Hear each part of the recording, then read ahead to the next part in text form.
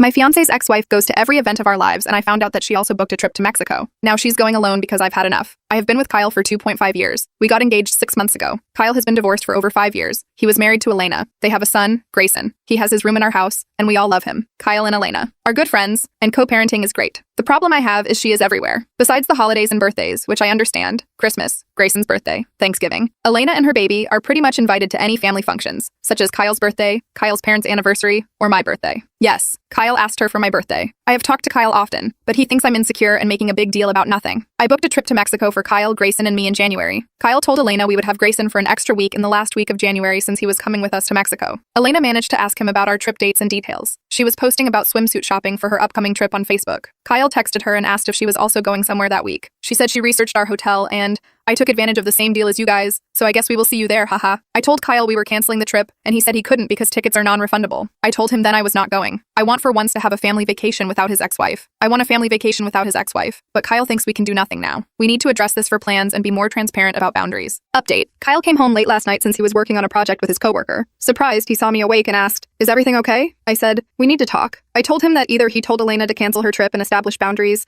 or we were done. He said, "Oh my god, are you still on this?" I said, "I'll talk to her for future events. Let it go for fuck's sake." I said, "No, this has been my life since we met. She and her baby are always in my hair. I get upset, you convince me to let it go this time, then it happens again." I reminded him that last June we hosted Elena's baby's birthday at our backyard. Where is the limit? Will she be invited to our wedding and be in the bridal party? Will she be on our honeymoon? Will she be in the delivery room when I give birth? He said, "We are both tired. Why don't we talk tomorrow?" I told him I can't wait until then. "Will you ask Elena to cancel her trip and tell her about my boundaries?" He said, "I can't make her do anything as she is no longer my wife. I can tell her you don't like her, and you can't stand her. Happy?" I said, "I don't feel like I'm ever going to be your wife. She is more your wife than I'll ever be. She just doesn't like to put out, so you got me for that. That's how I feel. I feel so unloved. If we break up and Elena takes you back, would you get back together with her?" He said, "Stop. You know how much I love you. Why are you saying this nonsense?" I asked repeatedly. He said, "What do you want me to say? If I'm single, will I work things out with Elena? I guess." I got my answer. I gave him the ring and said, "I'll leave tomorrow morning." He said, "What? Are you serious? What is going on tonight?" He started saying how we were going to get married and have babies. He begged me to not leave before holidays. He suggested staying and starting counseling in January. I told him, "I really don't have energy or time for this." He started crying. I was awake all night crying on and off. In the morning, he made me breakfast and hugged me and said, "Please don't end it permanently. Let's be in touch and work on our relationship." I told him, "No, I just can't. Sorry." Again, he cried and left for work. I talked to my brother in the morning, and he and his girlfriend agreed to let me stay with them until I found my place. I wrapped the Christmas gifts, for Grayson mostly and him, and left them under the tree so they can open them on Christmas morning. He asked if I'd at least join them for Christmas morning. I said no. As for the tickets, I'll call Air Canada today to see if I can transfer them to my brother and his girlfriend. I'm so grateful for letting me stay at their place.